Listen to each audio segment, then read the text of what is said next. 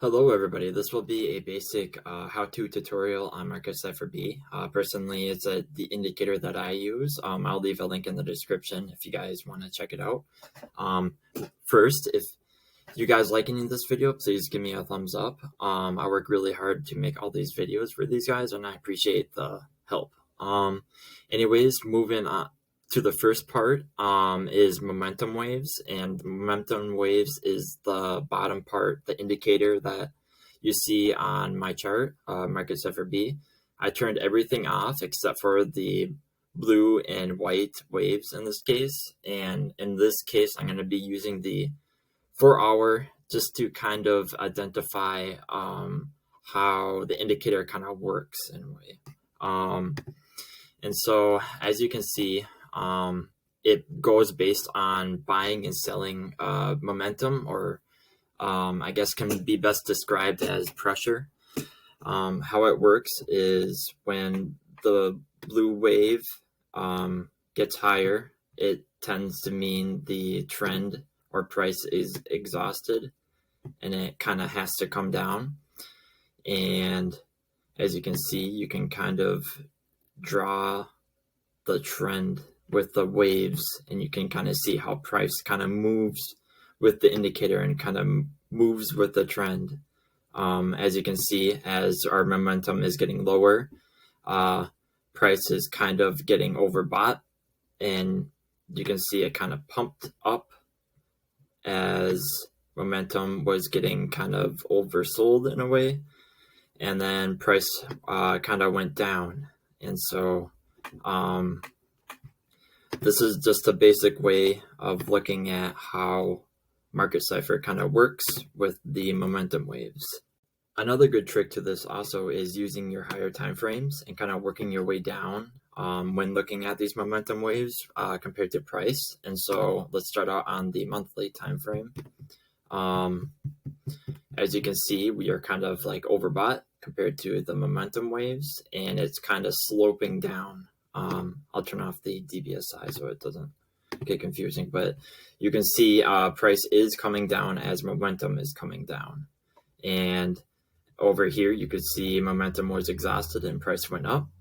And so I start off with a monthly, then I work my way down to the 7-day or the 1 week in this words. And here you can see momentum is getting weak and oversold as price is at a low. And so it's kind of a way you can look at it as a trend for the week. Next, I like to look at the 2-day and see that price is kind of overbought according to our momentum waves here. I'll outline it. And so you can see prices kind of oversold here. Next, I usually go down to the daily time frame and kind of look at the momentum waves. As you can see here, we got pretty oversold. Next came up, started getting kind of overbought in a way, but still a little bit oversold. And now we can see the momentum wave is coming back down a little bit more, as you see this kind of white wave behind the blue wave kind of coming down and making a kind of another wave, as you can see in this case. Something I like to do after looking at the daily time frame is going to the 12-hour, and here you could see we were kind of oversold on the 12-hour as price was coming down. And so the next thing you need to look for is going to the 4-hour, which I was just on. And here you can see price is kind of oversold. And so you can work your way down to the 1-hour time frame, and here you can see price has been kind of been oversold for a little bit, and so there's a possibility the trend can come up. Now with momentum waves too, is it's one of the first things I look at when comparing to price on my indicator. In this case, I may look for a divergence that might be forming on any of the lower time frames or higher time frames, particularly when I'm looking for divergences based on these momentum waves.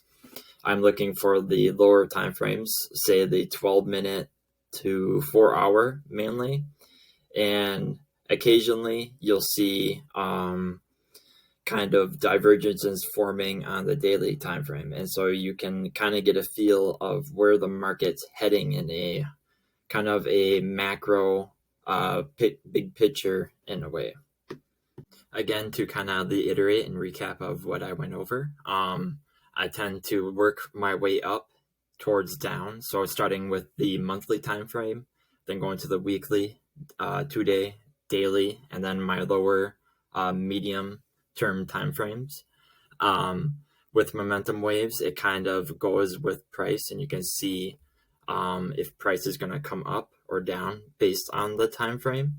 And if this video has helped you out, I would appreciate the like, and I will leave a link to a free Discord in the description where I post all my trades along with other trading stuff. Thanks. Bye.